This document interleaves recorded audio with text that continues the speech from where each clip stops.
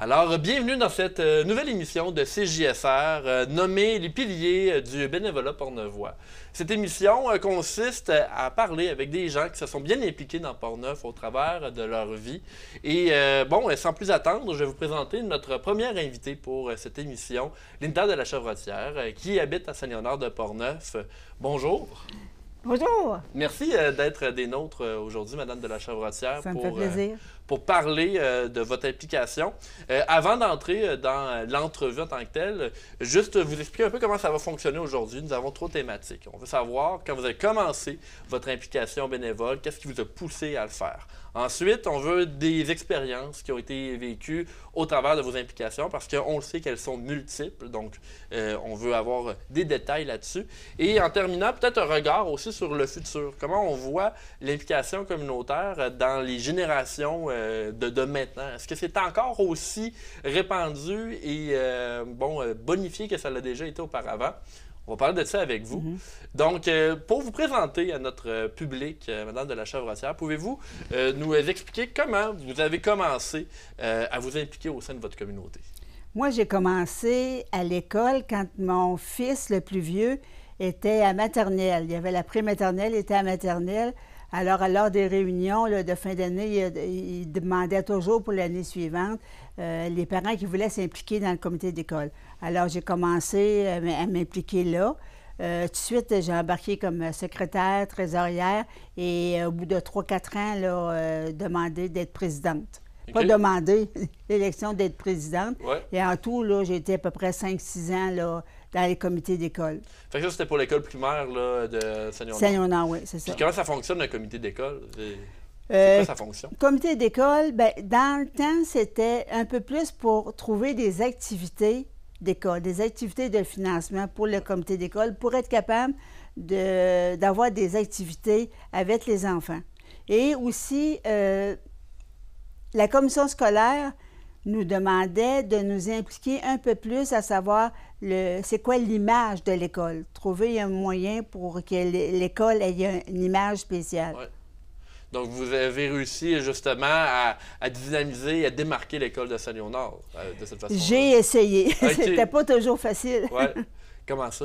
Bien, la direction, les professeurs ne voulaient pas qu'on se mêle trop de l'image de l'école. Bien, pas de l'image de l'école, mais de l'école. Ils nous demandaient de faire de l'enseignement, de faire des activités de plus... de faire des activités en sorte que l'image soit... Donc, vous êtes vraiment plus dans le parascolaire. Oui, c'est ça, plus dans le parascolaire. Votre implication au sein de l'éducation au sein de l'école de Saint-Léonard vous a mené à créer la première brigade de Portneuf, brigade scolaire. Pouvez-vous me parler de ça? Ça m'a quand même surpris quand vous me disiez ça un peu avant l'entrevue. C'était quoi? Oui, dans le temps, il n'y avait aucune brigade scolaire dans Portneuf.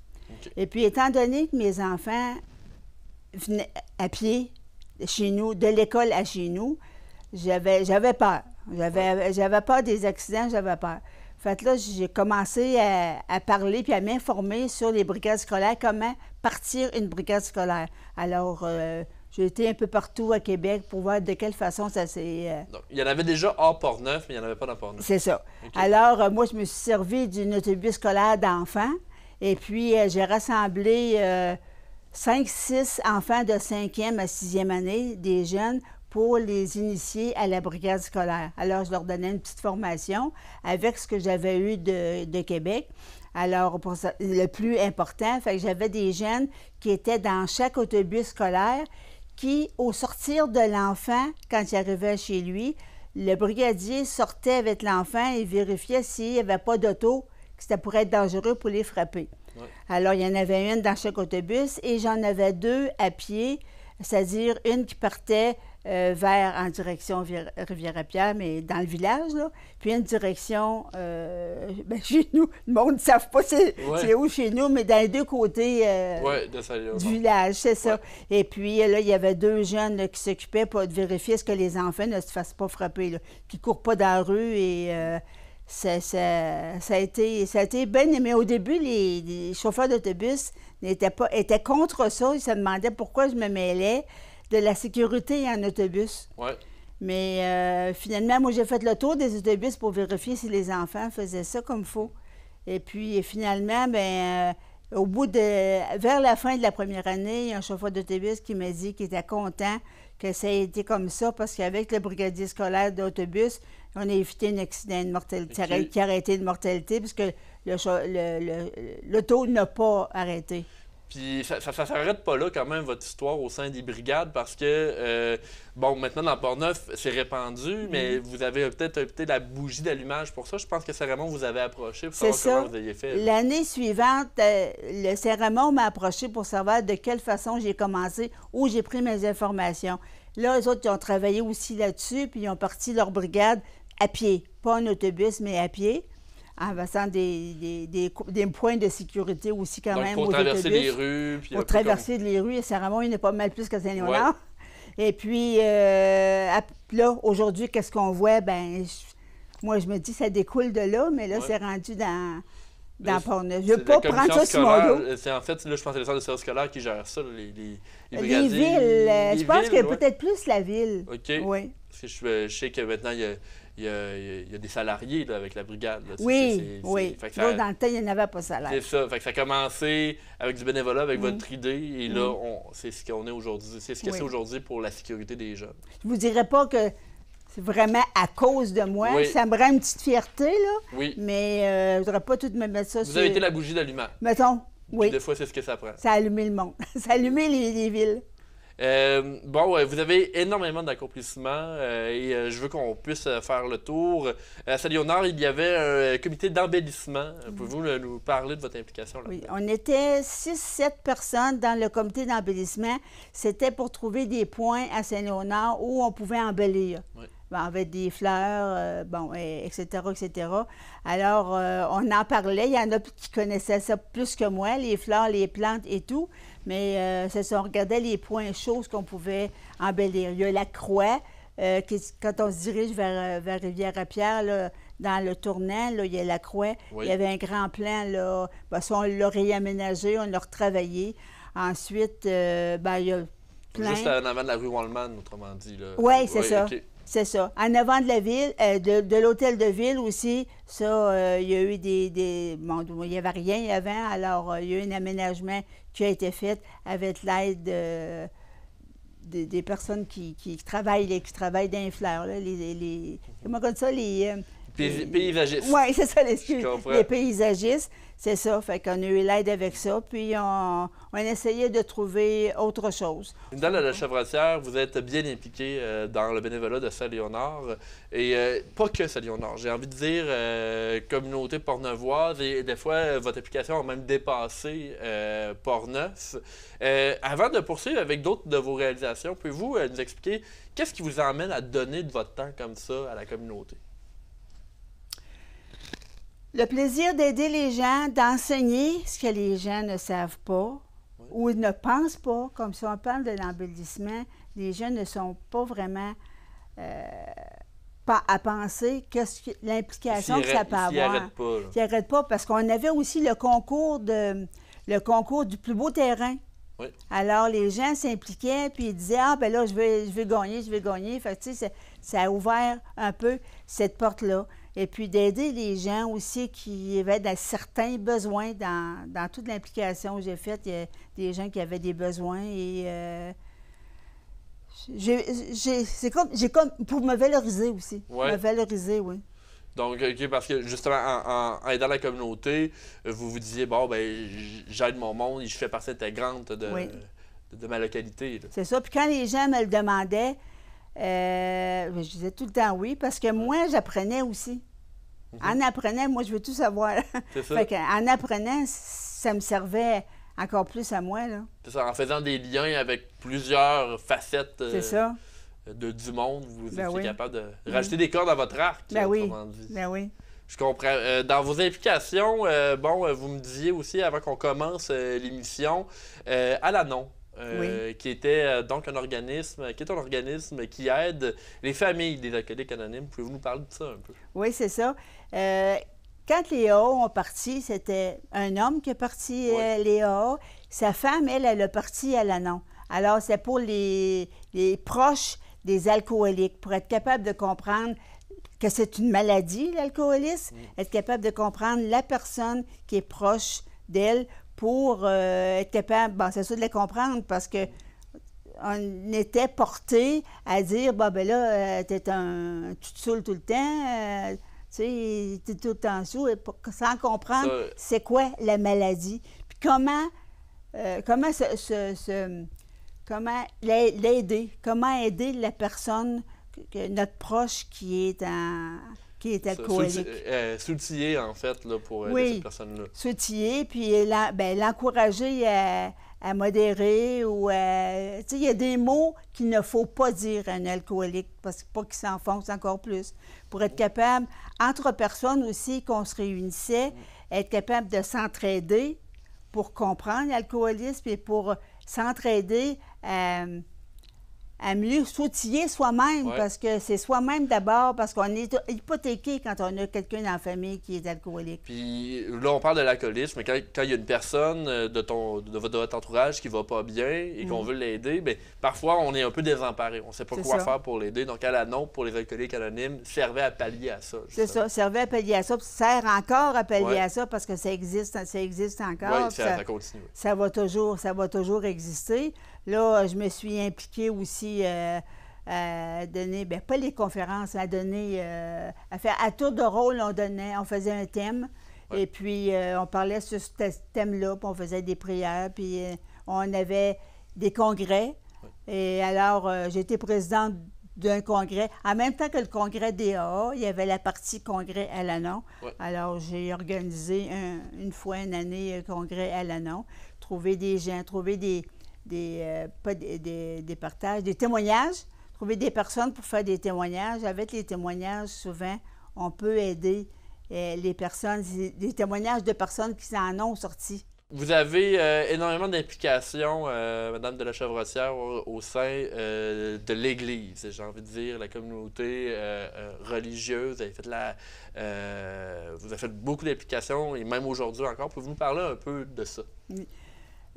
Quand mes enfants ont eu l'âge de faire des catéchèses, on m'a approché pour me demander si je voulais être catéchète. Ça, c'est depuis que c'est plus permis à l'école.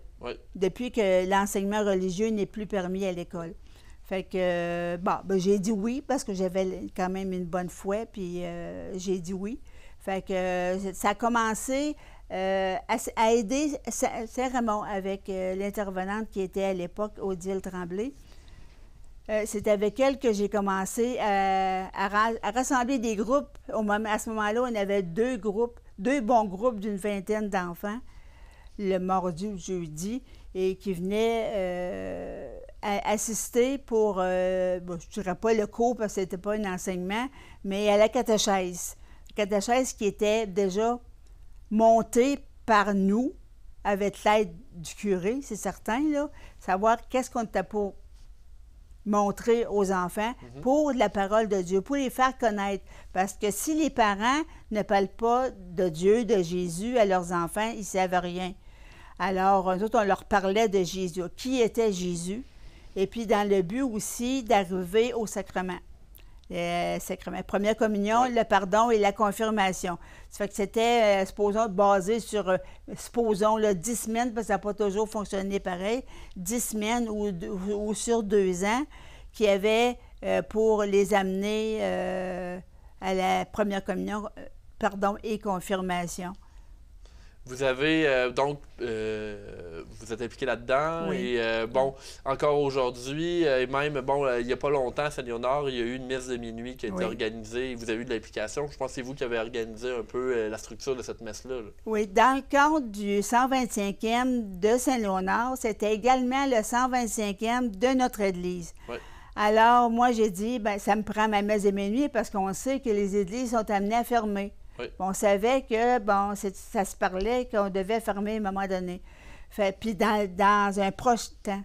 Alors, j'ai dit, je veux ma messe de minuit qui sera probablement la dernière messe de minuit. Fait que moi, étant à la table de pastorale avec les prêtres de tout le Port-Neuf à Donnacona, moi, je leur ai dit tout de suite, parce qu'il n'y a plus beaucoup de prêtres, je veux un prêtre absolument pour la messe de minuit. Alors, ça a commencé comme ça, mais moi, il a fallu que j'aille chercher des fonds, parce qu'après ça, je disais, bien, tant qu'à faire une messe de minuit, je vais recevoir les gens qui veulent au sous-sol de l'église, une petite santé puis une petite collation, vu que c'est minuit, puis pour symboliser aussi notre 125e, puis pour que c'était la dernière, probablement notre dernière qu'on sait maintenant aujourd'hui que c'était notre dernière. On vient d'enregistrer cette émission. Nous sommes en juillet 2024. Bon, l'église de Saint-Léonard, il y a un comité de requalification qui a été créé. On veut trouver un moyen de préserver ce bâtiment-là en changeant un peu sa vocation. Je pense que vous faites partie également de ces efforts-là aussi. Oui, je suis dans le comité de requalification. Ouais. J'ai pas de titre à part que d'administrateur, Ouais. là, mais j'ai pas de titre principal. Mais oui, on a réuni plein de gens de Saint-Léonard, De tous âges, d'ailleurs. de tous âges, Ouais. oui, pour savoir c'est quoi les autres qui veulent avoir dans leur église. Qu'est-ce qui manque à Saint-Léonard qu'ils voudraient qu'il soit dans l'église? Là, il y a eu, à toutes les tables, il y avait des grands cartons, puis les gens nommaient ce qu'ils voulaient et tout, ce qu'ils aimeraient. Alors, par la suite, le comité, le comité, les principaux sur le comité, ils ont regardé tout ce qui avait été écrit et ils en ont fait un résumé. Et à partir de là, on a eu des réunions à savoir, là, qu'est-ce qu'on fait? Bon, ça prend des sous, c'est certain, pour un comité. On savait que ça prenait un architecte pour venir voir dans les suggestions qu'on a, qu'est-ce qui est faisable, qu'est-ce qui n'est pas faisable. Alors, il fallait organiser des sous pour ça, organiser des activités. Alors, j'ai organisé un marché aux puces. Oui. En essayant de trouver du monde, passant des publicités pour trouver des gens, de quelle façon qu'on va procéder avec le marché aux puces. Ça prenait fallait penser à un marché aux puces extérieur, mais s'il pleut, il fallait penser à un marché aux puces intérieur. Alors, on se basait sur deux tableaux, là, Ouais, deux fronts. pour savoir de quelle façon s'organiser. Trouver une façon de mettre les tables, en tout cas, etc., ou pas toutes les mettre à la même place, pas toutes les placer au même endroit. Et de quelle façon, c'est la location des tables qui faisait nos sous, là, Pour le comité de faisait pour leur comité de requalification. Mais on avait une grande table d'objets que les gens apportaient, des beaux objets qui apportaient pour vendre, mais pour le comité, faire les sous au comité. Parce que nous, nos tables, nos affaires qu'on vendait, nos objets, c'était à notre compte à nous, pour nous autres. Mais la table, ce qu'on appelle la table du Cressel, parce que si on regarde les premières lettres là, du comité de requalification, c'était au profit du comité. Ouais. Puis, il y a eu une demande de subvention on a eu, mais 50 000 de subventions qu'on a reçues. Pour l'avoir, on doit ramasser plus de 12 500, je crois. Alors, ça va prendre encore d'autres activités pour trouver cet argent-là, pour être capable d'avoir... Il faut que la communauté embarque. Il faut que la communauté embarque. Il faut trouver d'autres activités là, qui symbolisent. Comme à la semaine passée, après la messe, on a fait un café sur le parvis de l'église. En tout cas, les gens ils ont installé des tables et puis on a vendu du café et des collations, des biscuits que la présidente a fait avec des muffins. Et puis, ça a ramassé quand même 300 $ ce café-là. Fait que ça va ça en prend pour ramasser 12 000. Compte, ben oui. Chaque action compte. Fait qu'il va y avoir d'autres activités là, qu'il va y avoir pour ramasser des fonds. Et ça, c'est dans vos implications récentes. Et il y en a d'autres récentes. Je sais que vous êtes impliqué avec le comité VADI, pour nommer que celui-là. Oui, le comité VADI, avec Hélène Simard, il y a un thème... je ne me souviens plus c'est quoi le mot vraiment, mais c'est en relation d'amitié. Ouais.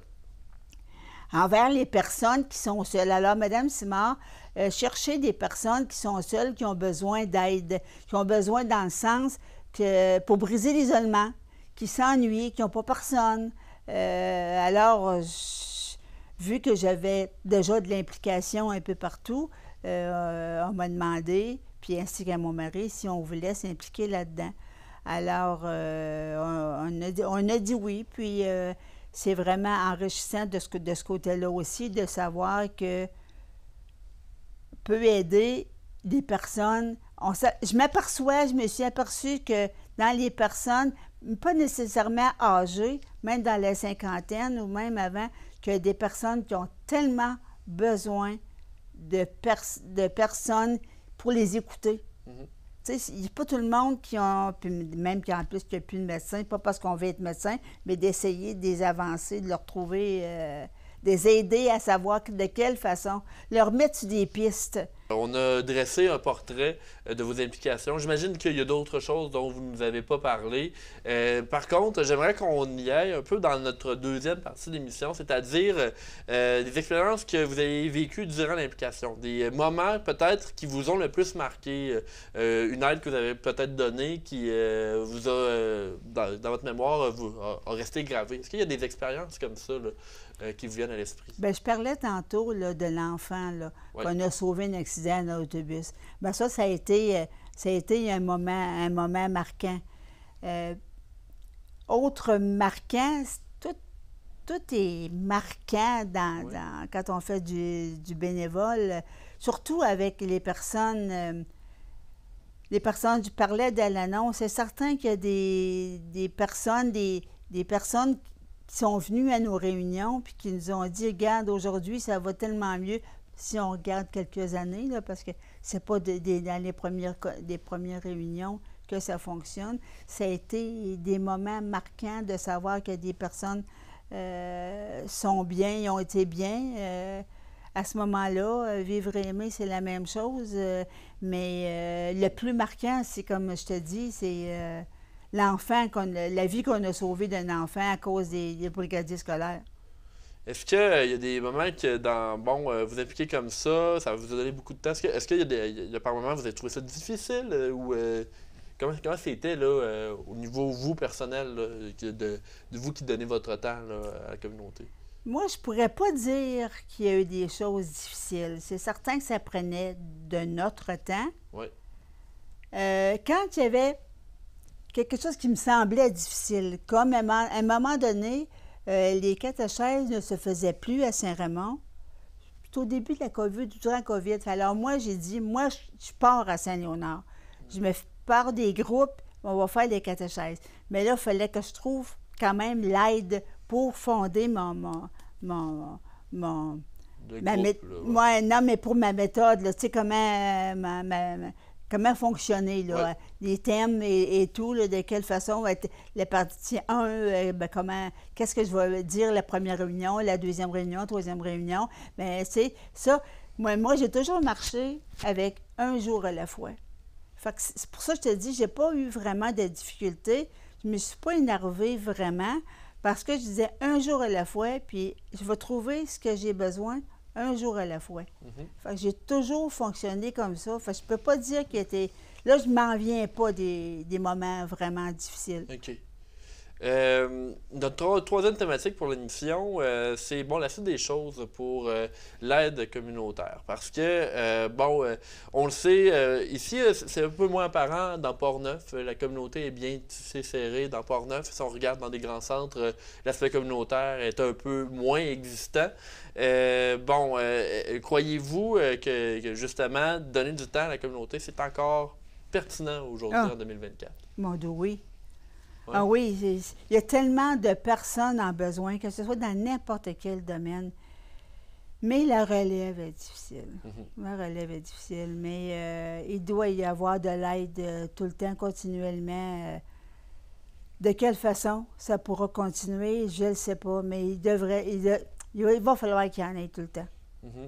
Donc, de ce que vous dites, là, la relève, autant auprès des jeunes que des moins jeunes, il y en a moins. Il y en a beaucoup moins. Bon, quand je regarde les gens de mon âge, on était la plupart du temps à la maison. Oui. Fait que s'impliquer, c'était quand même plus facile. Mais aujourd'hui, je regarde mes enfants, j'en ai 4, puis les autres. Les jeunes, n'ont plus le temps. Parce que s'ils ont 2, 3 enfants, ben il y a du soccer, il y a du hockey, tu sais, ils ont tous des sports, il y a de la danse pour les filles, même il y a d'autres choses pour les filles aussi, mais ils sont tellement impliqués dans les sports. Ça, je pense qu'il y aura toujours de la relève. Parce que les sports, c'est comme tu n'as de besoin. Ouais. Ben, on a besoin de tout ce que j'ai parlé tantôt, mais c'est plus proche d'un jeune, c'est plus proche comme de ton âge à toi, c'est plus proche de s'impliquer que d'aller à une église, posons, s'impliquer. Comme je te disais en catéchèse tantôt, ben 15-16 ans, j'ai passé à catéchèse à m'impliquer de ce bord-là, mais là, on n'est plus capable. Il y a Odile, il y a moi à Saint-Ramon, qui est intervenante en catéchèse. Il y a une personne à Rivière-à-Pierre. Il y a une religieuse à Pont-Rouge. Il y en a une bénévole à Saint-Marc. Mais là, on essaye d'en trouver d'autres, là.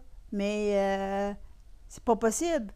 C'est pas possible. Je te parle en catéchèse, là, mais c'est encore plus difficile à cause des scandales qui s'est passé à l'Église, là, parce que les gens ont la difficulté à séparer. Bon, ben si je m'implique en Église avec les scandales, ben c'est pas ça. Quand on ça a eu un impact. Ça a eu un impact, mais quand on parle de catéchèse avec les enfants, c'est la foi. Mais les parents ne viennent plus à l'Église. Je te parle de moyenne 50 ans descendants, ne viennent de moins en moins à l'Église, alors les enfants ne viennent moins. Saint-Ramon en voit un peu plus parce que c'est plus gros. Oui.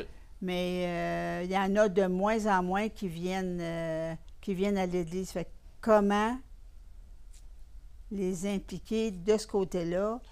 Mais dans d'autres domaines... Donc, dans le divertissement, c'est plus facile. En divertissement, c'est beaucoup plus facile. Je regarde même Vivre et aimer, ils ont de la difficulté à trouver de la relève, puis pourtant, c'est pas nécessairement...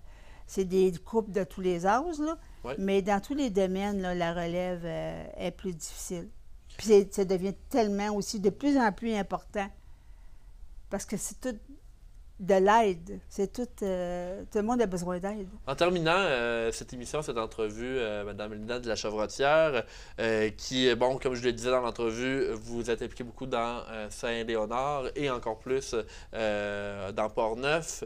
Ça serait quoi votre souhait pour l'implication bénévole, donc en 2024 et dans les prochaines années? Ça serait quoi votre souhait? Il y a des gens qui nous disent « Ah, ben j'aimerais ça, mais j'ai peur ou je sais pas comment faire. » Donne ton nom puis tu verras.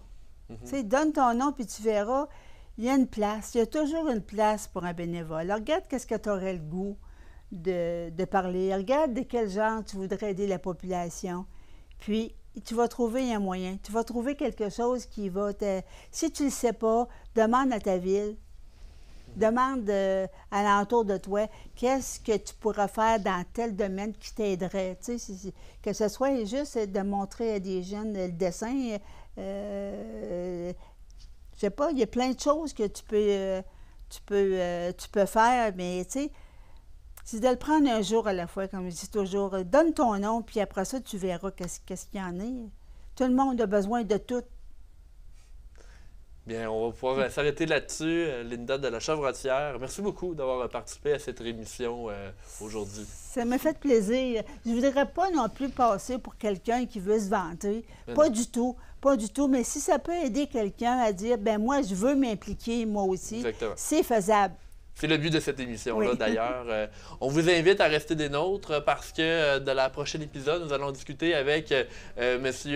Denis Gingras, qui est impliqué ici à CJSR, mais qui s'est beaucoup impliqué dans les maisons des jeunes au travers des années. Donc, merci d'avoir été des nôtres et on se retrouve la semaine prochaine. Merci.